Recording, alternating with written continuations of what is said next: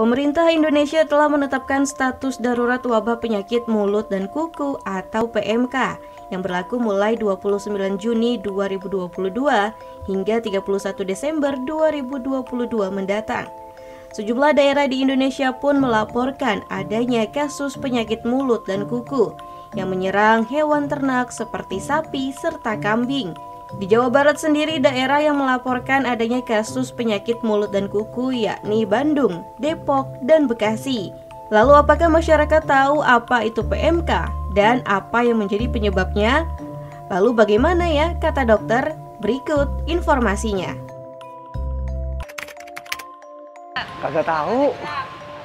PMK ini penyakit mulut dan kuku atau nama lainnya atau bahasa Inggrisnya FMD. Foot and Mouth Disease ya. Jadi ini sebuah penyakit atau suatu penyakit pada hewan ternak yang diserang terutama yang berkukunya genap. Penyakitan oleh virus, ya bakteri. Nah, penyebabnya adalah virus. Nama virusnya adalah Septicemia aptais epizootica ya. Jadi dari golongan Picornaviridae. Dengan gejala yang ditimbulkan berupa lesi atau luka, mulai dari lidah, kemudian bagian mulut ya seperti terkelupas bagian lidahnya, mulutnya luka-luka, kemudian ada luka lecet pada bagian kaki terutama bagian kuku. Terus disertai dengan letargi atau lemas, kehilangan nafsu makan, dan kematian. Enggak, kayaknya ke hewan deh.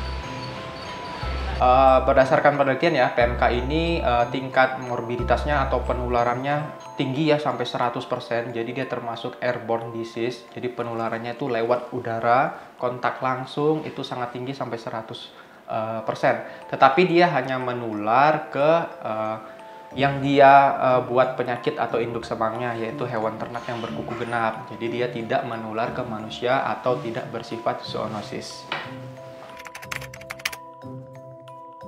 Yang dilakukan pertama kan diisolasi, dipisahkan dari teman-temannya, lalu melakukan pengobatan tradisional dulu.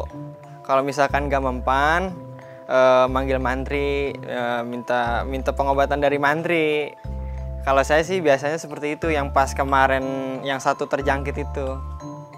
Baik, yang pertama pada sapi yang sudah terinfeksi PMK, apabila dia kawanan ternak, yang pertama harus diisolasikan atau dikarantina. Artinya dia dipindah, dimasukkan ke kandang khusus agar penularannya tidak menyebar atau tidak menular ke ternak yang lain. Itu yang pertama. Yang kedua, kita lakukan sanitasi lingkungan ya. Jadi banyak zat biologis ataupun zat kimia yang bisa dipakai untuk desinfektan.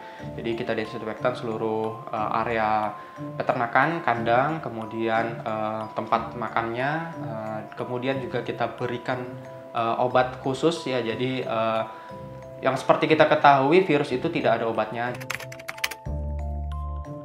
Ya, penyakit mulut kuku, daging hitam, ciri-ciri hitam, beda sama daging yang segar.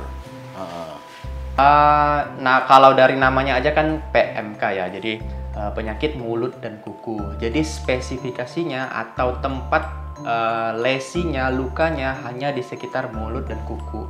Jadi dia hampir tidak ditemukan zat virusnya ataupun yang dinamakan luka pada bagian dagingnya. Jadi dagingnya kalau misalnya dikonsumsi oleh manusia itu tidak masalah, asalkan dicuci dengan bersih, kemudian dimasak dengan prosedur pemasakan yang layaknya normal sebuah daging dimasak. Setahu saya penyakit kuku itu dagingnya tidak layak dikonsumsi. Gitu. Sebenarnya walaupun tadi di awal saya bilang PMK ini tidak menular, tidak bersifat zoonosis, artinya dia tidak menular ke manusia. Artinya apa? Daging ternak ataupun bahan ternak yang dihasilkan itu masih bisa kita konsumsi dengan baik. dengan cara ya kita olah sedemikian rupa yang memenuhi standar untuk konsumsi. Jadi mulai dari derajat pemasakannya, cara membersihkannya. Nah,